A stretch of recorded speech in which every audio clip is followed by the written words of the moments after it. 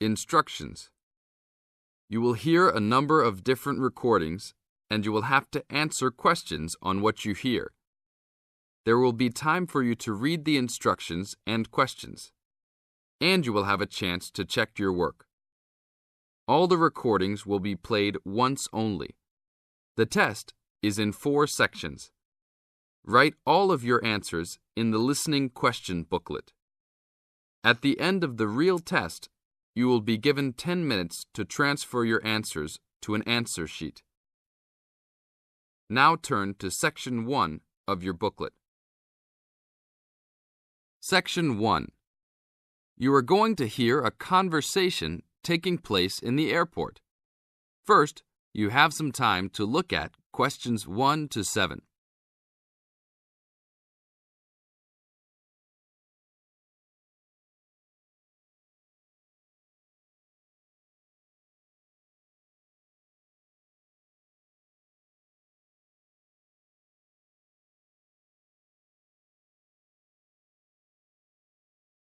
Now listen to the tape and answer the questions. Good afternoon. Welcome to Northwest Airlines. How can I help you today? I'd like to check in for the 2 o'clock flight to Nairobi. Okay. Oh, that flight has been moved back to 2:45. Nothing major, just a weather delay that the plane experienced in Casablanca. May I have your name, please?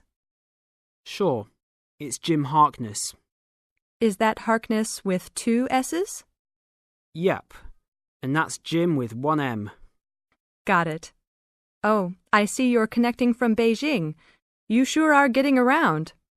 Yeah, I'm the director of the Worldwide Fund for Nature in Beijing. I'm going to Nairobi for a conference on conservation planning. Fascinating. Will you have any luggage to check in? Yes, 1 bag, 1 carry-on, and 1 laptop. Fine. Put the bag on the scale, please. We are going to fill out customs forms before departure. Can I ask about the contents of your check-in bag? Sure, it's clothing, personal effects, some gifts, and a few books. Thanks. What seating would you prefer, aisle or window?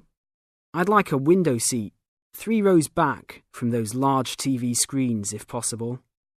Let me see here. We have 1 4 rows back. Is that okay? Yeah, I just hate being right in front of those screens. Then I have to watch every dumb movie that comes on.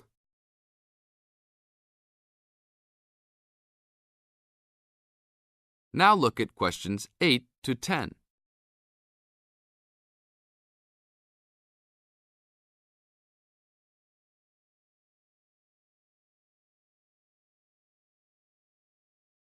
As the talk continues, answer questions 8 to 10. I understand. Is that your carry-on? Yes, I bought it in India last year. It sure is a nice bag. Unfortunately, I think it's too big for the overhead storage compartment. Maximum dimensions for carry-on baggage is 16 inches wide by 10 inches high by 21 inches long. Oh, well, it's okay with width and length, but it's 12 inches high. Are you sure that it won't fit? I've squeezed it in before. No, I'm sorry. You'll have to check it in with an agent prior to boarding. All right, it's no big deal. One final thing. Do you have any DVDs that you purchased in China? Yes, I have my own music CDs. Okay, that's fine. We're not allowed to transport DVDs. We're working on controlling copyright regulations imposed by WTO. Sure, I understand. Is that everything? Yes, it is. You have a wonderful flight now. Thank you. This is the end of Section 1. You now have half a minute to check your answers.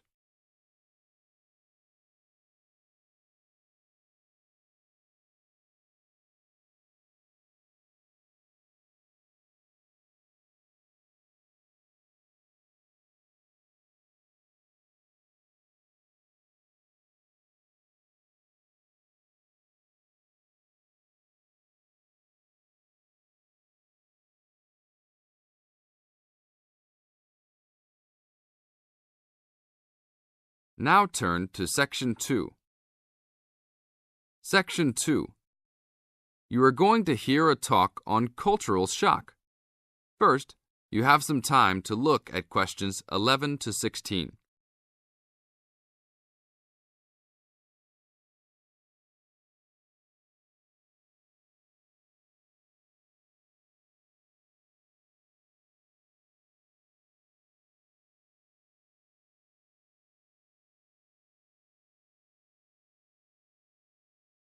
Now listen to the tape and answer the questions. Hi, congratulations on finishing orientation for our study abroad programme. Before you all head off to your respective countries, however, I want to first share with you a little bit about dealing with culture shock. Recent studies in intercultural experience have shown that there are distinct phases of adjustment which virtually everyone who lives abroad goes through. You won't be the exception. The first phase of culture shock includes gaining an awareness of the host culture, preparing for the journey, and farewell activities. You're all experiencing this right now. The second phase begins when you arrive in your new country and ends when the excitement of the early experiences wear off. When you first get there, you will be overwhelmed. Initial impressions convey a sense of monumentality of the experience. You'll love it. During the third phase, you will start taking a more active role in your setting. This will produce frustration because there will be some difficulty in coping with even the most elementary aspects of everyday life. I remember not being able to find a toilet one day because I forgot the word for bathroom. Anyhow, your focus will shift during this phase to the differences between your new host culture and your home cultures. This can be troubling, but these sometimes insignificant difficulties can be blown into major catastrophes. That's why this stage is most often referred to as culture shock.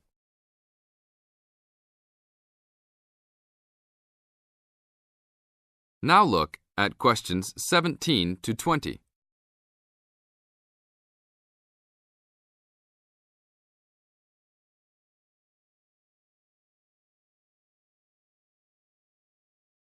As the talk continues, answer questions 17 to 20. But relax, when this stage is over, you will slip into the gradual adjustment stage. You may not even be aware that this is happening. You will just begin to orient yourself and to interpret subtle cultural clues. The culture will become familiar to you, and you'll start to feel at home. The next phase will be your discovery that you have the ability to function in two cultures with full confidence, and you may even feel completely integrated into your new host culture. In this phase, you will also start to have a sense of shared fate concerning events abroad. The last stage is the re-entry phase when you return home. This can be for some the most painful phase of all. You will be excited about sharing your experiences, but you will realise that you have changed and won't be able to explain how or why. One set of values has already been instilled in you, another you will have acquired in your host country. Both may seem equally valid. It is important that you realise that all of these phases are a natural part of adapting to a new culture. Expect peaks and valleys during your stay, and feel free to discuss your feelings with the resident director. These culture shock phases tend to occur even with relatively short stays abroad. During your stay, if you feel a wave of bewilderment wash over you, remember this little talk and look back at your notes. One very typical reaction against culture shock is the tendency to hang out with other Americans. Remember, you are coming to a foreign country to get to know her people, language and culture better. If you avoid contacts with the foreign language, you cheat yourself and lengthen the process of adaptation. This is the end of Section 2. You now have half a minute to check your answers.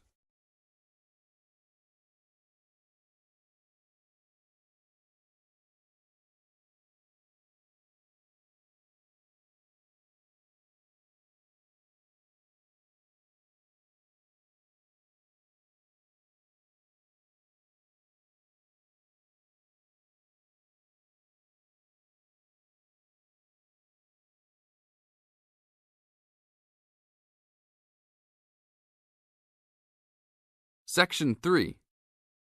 You are going to hear a conversation between a moderator and two students. First, you have some time to look at questions 21 to 25.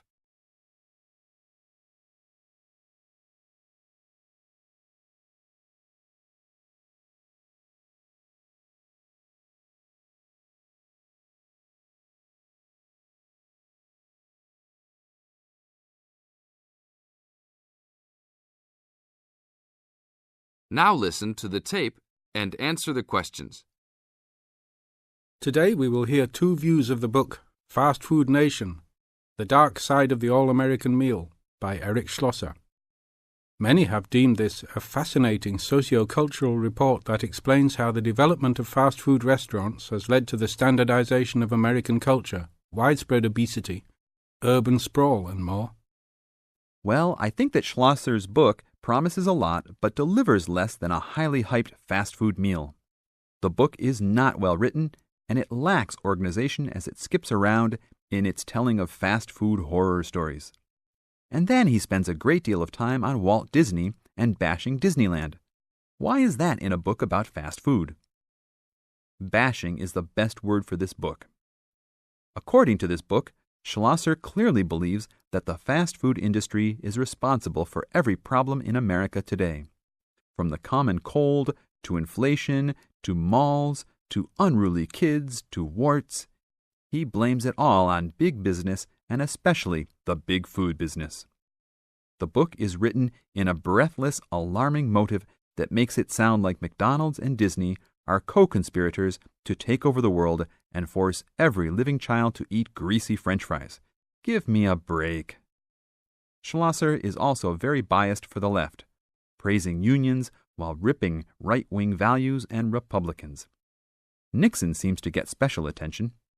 Just having your picture made with him gets sinister prose and makes you a co-conspirator. Despite claims of research, there are numerous blatant assertions such as parents in the 80s spent more money on their children because they felt guilty about not spending time with them. How does he know that? Is all consumer spending on kids really driven by guilt? The book is a farce. Save your money to buy a Big Mac and read something else. Only read this ridiculous book if you are an anti-Republican, anti-big business, there are evil forces everywhere subverting the world fan. Thank you, William.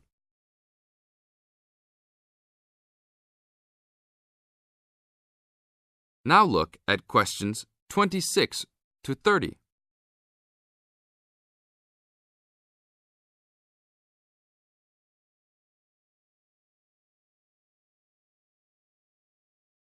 As the talk continues, answer questions 26 to 30.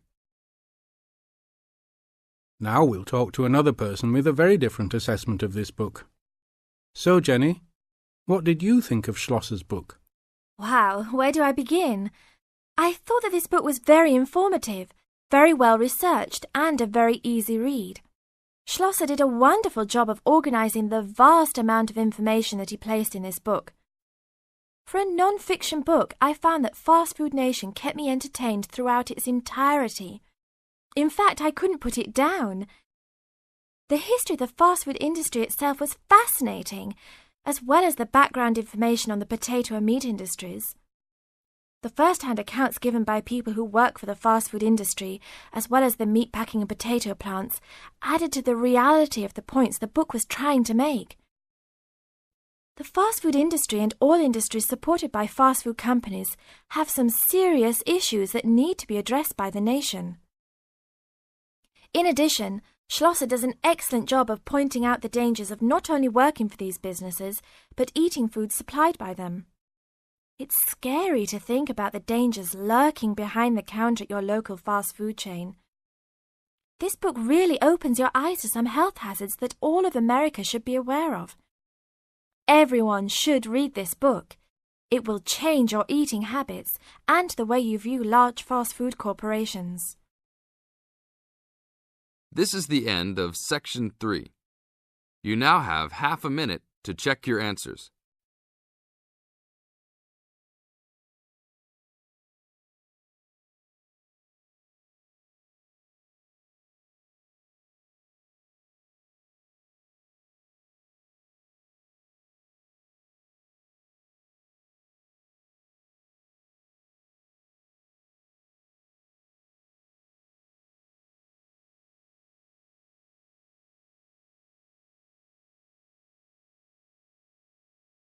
Now turn to Section 4.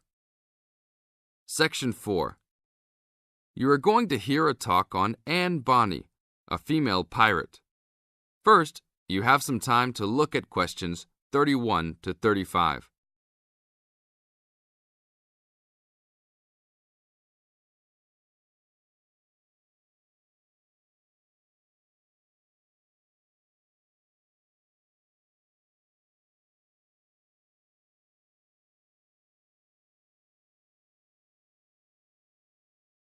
Now listen to the tape and answer the questions. Anne Bonny was one of the two most famous female pirates. She sailed on the crew of Calico Jack Rackham. Anne was romantically involved with Calico Jack, but she could be counted as none the less as fearless as any other pirate. She was born in County Cork, daughter of an attorney and his maid. The lawyer left Ireland in disgrace, but found fortune in the Carolinas. There, he amassed a fortune and bought a large plantation.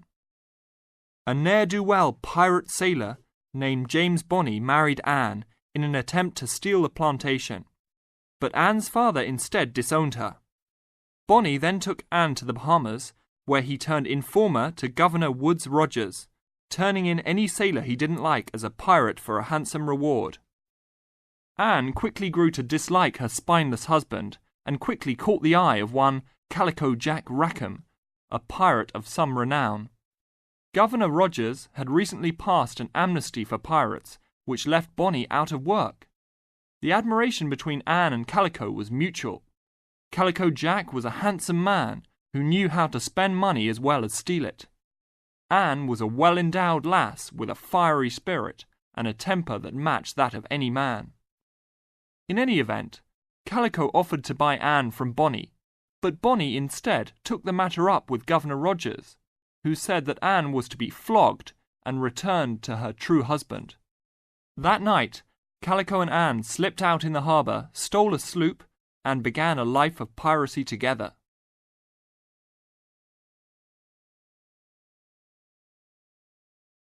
Now look at questions 36 to 40.